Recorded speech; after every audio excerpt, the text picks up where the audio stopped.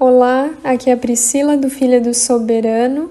Vamos para mais um estudo do nosso estudo bíblico do Evangelho de João e hoje nós vamos estudar o capítulo 9. Então, começando pelo verso 1. Alguns males são consequências de nossos erros ou falhas, outros, porém, absolutamente não dependem de nós. Nesse capítulo, conforme o verso 39, João apresenta o contraste entre a atitude daquele que nasceu cego, mas consegue ver quem Jesus realmente é, e a atitude dos líderes do povo de Deus, que afirmavam ver e saber tudo, mas não viam que Jesus é o enviado de Deus. Bom, então, conforme essa leitura desse capítulo, a gente vai ver que havia, por um lado, um homem que nasceu cego, ele não enxergava com os seus olhos naturais, mas ele tinha os seus olhos espirituais abertos, para que ele enxergasse espiritualmente de que Jesus era de fato o Filho de Deus.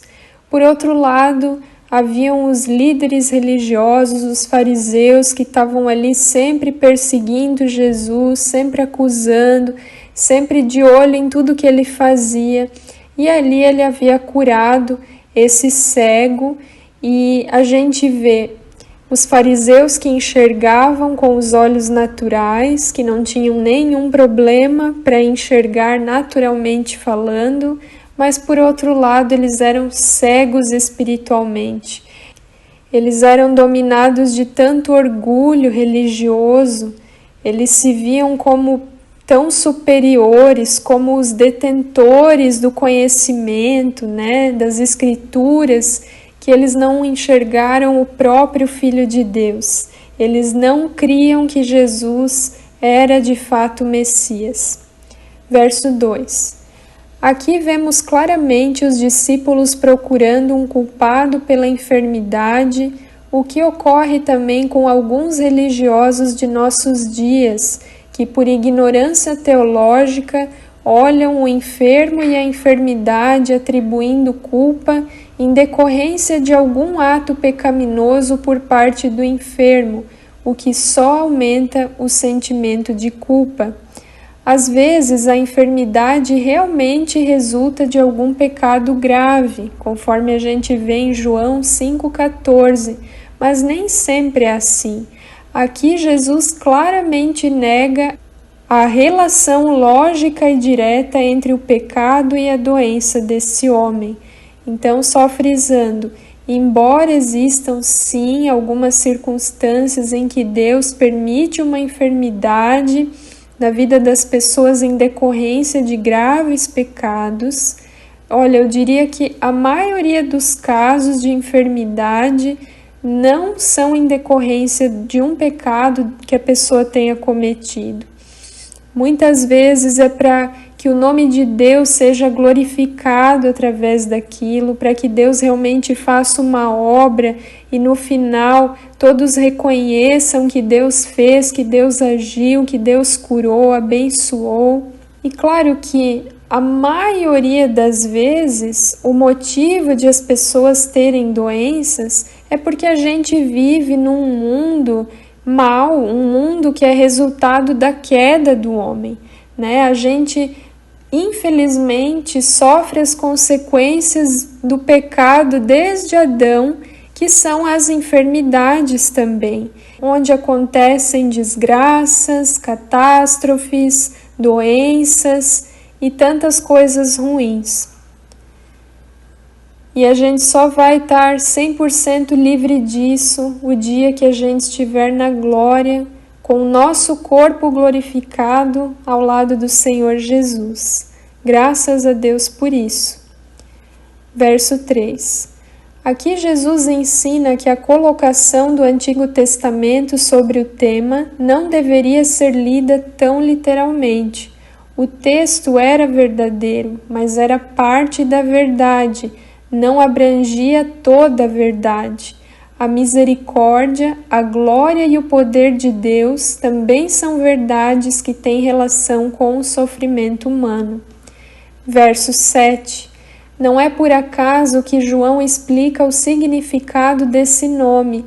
A cura do cego com a lavagem de água daquele que foi enviado sinaliza fortemente como orientação para nossa fé que Jesus não resolveu por conta própria começar a pregar, mas foi expressamente enviado por Deus.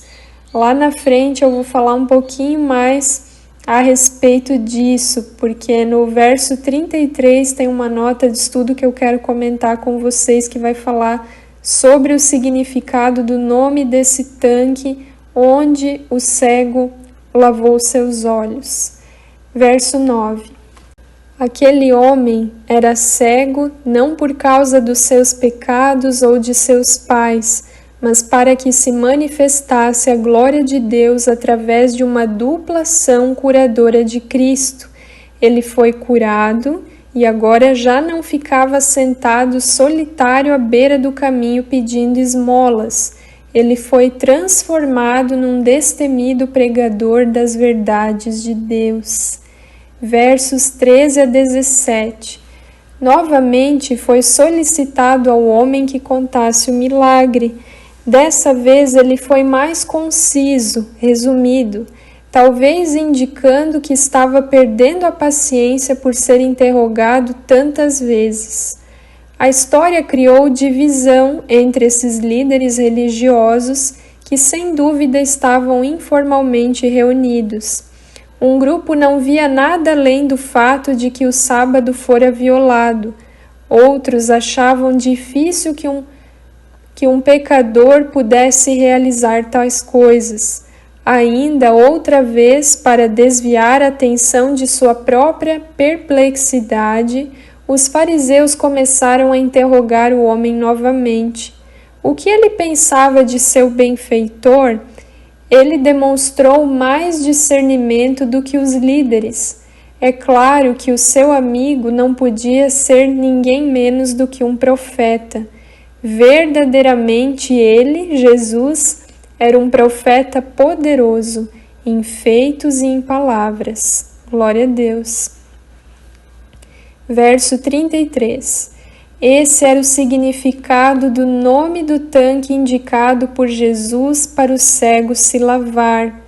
Como enviado de Deus, Jesus é de fato a luz do mundo, só não abrindo os olhos de quem se recusa a enxergar. Uau! É isso mesmo, Jesus ele é a luz do mundo. Ele é aquele que dissipa as trevas ao nosso redor, é aquele que nos transportou para a sua maravilhosa luz, e ele é aquele que abre os olhos dos homens espiritualmente para que enxerguem as verdades eternas. E é aqui que o texto diz que Jesus ele só não abre os olhos só de quem se recusa a ver. É só a religiosidade, é só o orgulho do homem que pode impedir de ele enxergar aquilo que Deus quer mostrar. A palavra de Deus diz que o Deus desse século, que é Satanás, o Deus com D minúsculo, ele cegou o entendimento dos incrédulos para que eles não creiam.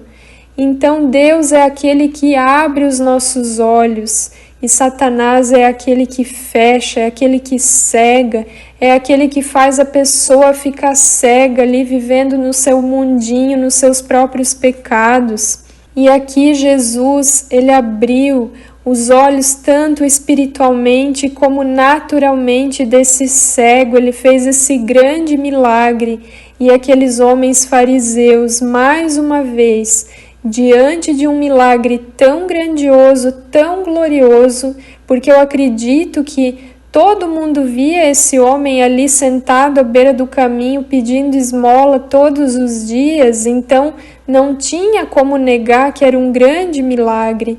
E mesmo assim, eles se recusaram a crer, eles se recusaram a ver o que estava diante dos olhos deles.